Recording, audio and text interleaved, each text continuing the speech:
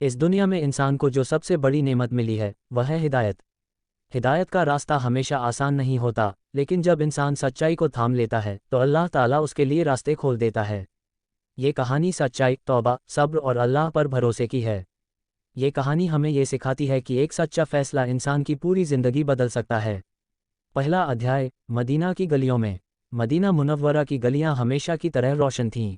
सुबह की नम हवा में मस्जिद ए नबवी से आती अजान की आवाज़ दिलों को सुकून दे रही थी। इन्हीं गलियों में एक युवक रहता था जिसका नाम था हारिस। हारिस बाहर से देखने में एक आम इंसान था, मेहनती, समझदार और बातों में मीठा। लेकिन उसके दिल में एक जंग चल रही थी। हारिस नमाज पढ़ता था, रोज़ा भी रखता था, मगर कुछ ऐसी आदतें थीं जिनसे उसका दिल खुद ही शर्मिंदा रहता था। कभी वह झूठ बोल देता, कभी किसी को धोखा दे बैठता। हर बार गुनाह के बाद उसका दिल कांप उठता, मगर फिर वह तौबा कर लेता। लेकिन कुछ समय बाद वही गलती दोहरा देता। एक रात हारिस देर तक जागता रहा। उसकी आंखों से आंसू बह रहे थे। वह बार बार कह रहा था, ए अल्लाह, मैं कमज़ोर हूँ, मगर मैं तुझसे दूर नहीं जाना चाहता।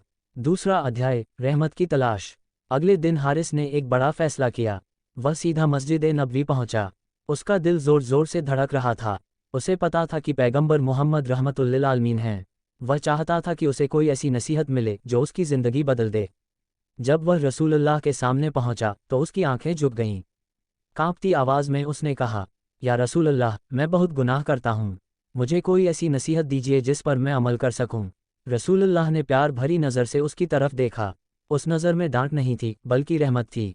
आपने थोड़ी देर खामोशी इख्तियार की और फिर फरमाया, बस कभी झूठ मत बोलना। हारिस हैरान हुआ। उसने सोचा था कि शायद उसे बहुत सी नसीहतें मिलेंगी, नमाज, रोज़ा, सदका, मगर सिर्फ एक बात। उसने सिर झुकाकर कहा, मैं वादा करता हूँ या रसूलल्लाह, मैं कभी झूठ नहीं बोलूँगा। तीसरा अध्याय, पहला इम्तिहान। मस्जिद से निकलते समय हारिस के दिल में अजीब सा सुकून था। मगर उसे नहीं पता था कि सच्चाई का रास्ता आसान नहीं होता। उसी दिन शाम को उसके कुछ दोस्त आए। वे उसे एक ऐसे काम के लिए बुलाने लगे जो हराम था। पहले तो हारिस का दिल डगमगाया। वह उनके साथ जाने ही वाला था कि अचानक उसे रसूलुल्लाह की बात याद आ गई। कभी झूठ मत बोलना, उसने सोचा। अगर मैं ये गुनाह करूंगा और फिर मुझसे पूछा गया तो क्या मैं सच बोल पाऊंगा? ये सोचकर उसका दिल कांप गया। उसने दोस्तों से साफ कह दिया, मैं नहीं आ सकता। दोस्तों ने मजाक उड़ाया, ताने मारे, मगर हारिस डटा रहा। उस रात वह पहली बार किसी गुनाह से सिर्फ सच्चाई की वजह से रुका। चौथा अध्याय, दिल की सफाई। दिन बीतने लगे। हर दिन हारिस के सामने कोई न कोई इम्तिहान आता। कभी उसे व्यापार में झूठ बोलकर फ़ायदा मिल सकता था, मगर वह रुक जाता। कभी उसे अपनी गलती छुपाने का मौका मिलता, मगर वह सच कह देता। धीरे धीरे लोगों ने महसूस किया कि हारिस पर भरोसा किया जा सकता है। उसकी बातों में सच्चाई थी, उसके व्यवहार में ईमानदारी। जो लोग पहले उससे दूरी बनाते थे अब उसी के पास मशवरा लेने आते। हारिस को समझ में आने लगा कि सच्चाई सिर्फ जुबान की नहीं, दिल की भी होती है। पांचवां अध्याय, मुश्किल वक्त।